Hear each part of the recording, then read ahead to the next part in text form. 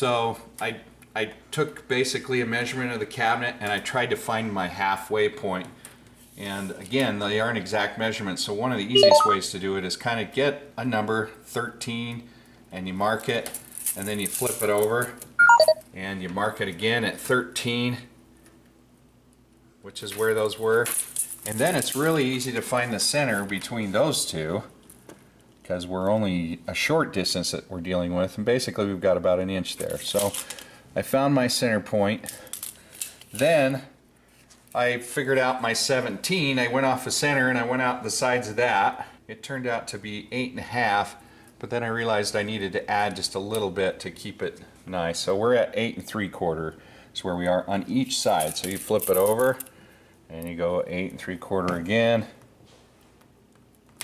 And I basically have my marks where I need to put some tape, because when you're laying this out, you need to be able to see quickly where you want things.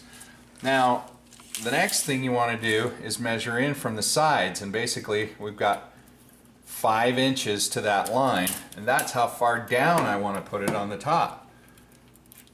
So I come over and I mark my spot 5 inches.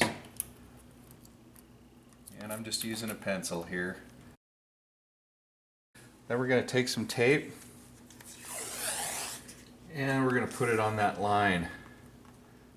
Then I know that's where I want the top of my artwork to go, is right below that. Same thing on the sides.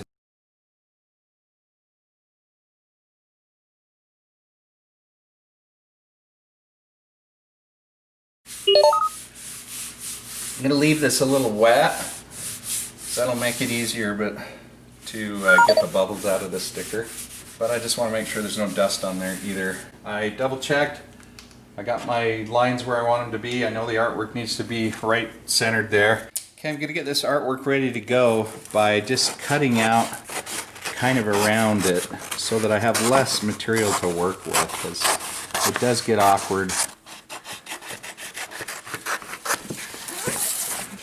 I'm cutting up to pretty much the edge of this,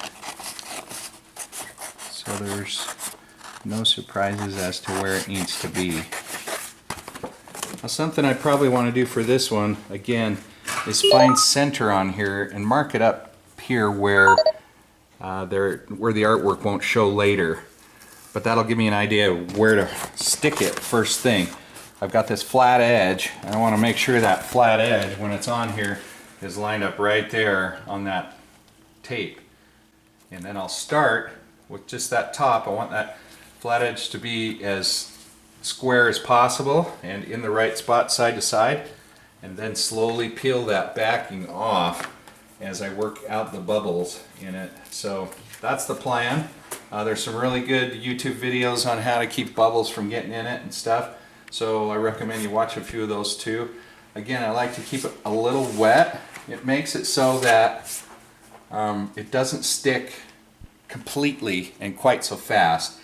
But then as you work those bubbles out, it'll dry underneath over time and it'll stick just fine. Okay, I'm just double checking to make sure I'm going to be where I want to be. I can see over here that I'm off a bit, so I think I'm going to shift it just a tiny bit. And that's where I'm going to put it. This next step is putting it on. I'm going to wet it down just one more time.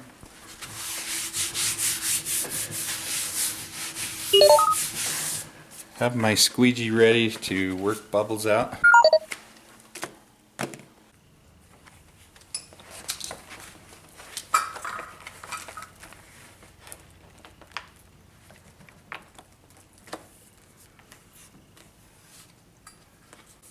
Slowly peel the back. Watch out for your corners so it doesn't tear into the vinyl.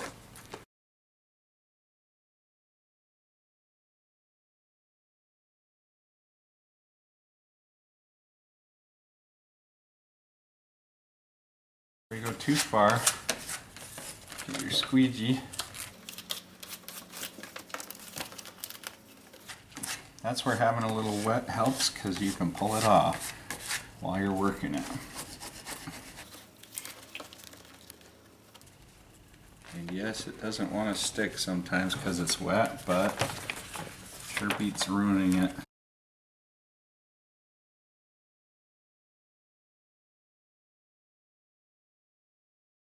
And that was just about right. I think the other side I had it just a little too wet, so just a little damp, not too. Give it a second to dry a bit.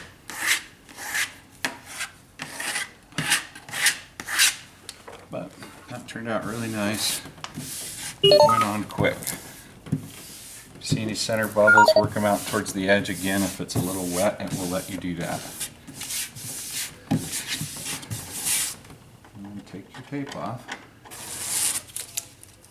And clean up any pencil marks with a nice soft eraser.